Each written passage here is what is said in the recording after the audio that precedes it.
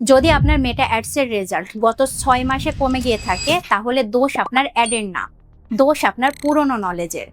দেখেন, আমি বছরের পর বছর ধরে মেটা অ্যাড রান করতেছি, আর এই কয়েক মাসে যা পরিবর্তন দেখলাম এরকম আগে কখনো দেখি নাই।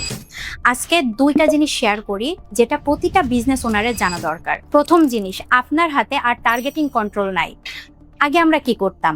ইন্টারেস্ট বসাইতাম, লোকালাইক বানাইতাম, ডিটেল অডিয়েন্স সেট করতাম ঘন্টার পর ঘন্টা রিসার্চ করে। এখন মেটা এগুলো একটা একটা করে সরাই নিতেছে। অ্যাডভান্টেজ প্লাস এখন বাই ডিফল্ট অন থাকে, মানে আপনি না, এখন মেশিন ঠিক করে কে আপনার অ্যাড দেখবে। প্রথমবার যখন এটা বুঝছিলাম তখন আমার নিজেরই বিশ্বাস হতে চায় নাই। দ্বিতীয় জিনিস, এখন আপনার ক্রিয়েটিভে আপনার টার্গেটিং। মেটার সিস্টেম এখন আপনার ভিডিও, ছবি, কপি এসব পরেই বুঝে ফেলে কার কাছে এটা পৌঁছাতে হবে। তার মানে অডিয়েন্স খোঁজার কাজ এখন ক্রিয়েটিভের। আর এইখানেই বেশিরভাগ মানুষ ভুল করে, 2-4টা পারফেক্ট অ্যাড বানায়, মাসের পর মাস চালায়। এইটা এখন আর কাজ করে না। মেশিনের দরকার প্রতি সপ্তাহে নতুন নতুন বুক, নতুন অ্যাঙ্গেল, একাধিক ভার্সন। এই জন্যই আমি আমার পুরো টিমকে কন্টেন্ট ডাইভার্সিটি আর এআই শিখাইছি।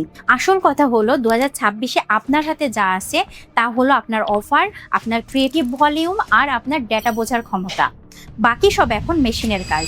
আপনি যদি এই পুরো প্রসেস স্টেপ বাই স্টেপ শিখতে চান, তাহলে যে কোনো কিছু কমেন্ট করুন, আমি আপনাকে পুরো গাইড আর চেকলিস্ট পাঠাই দিব।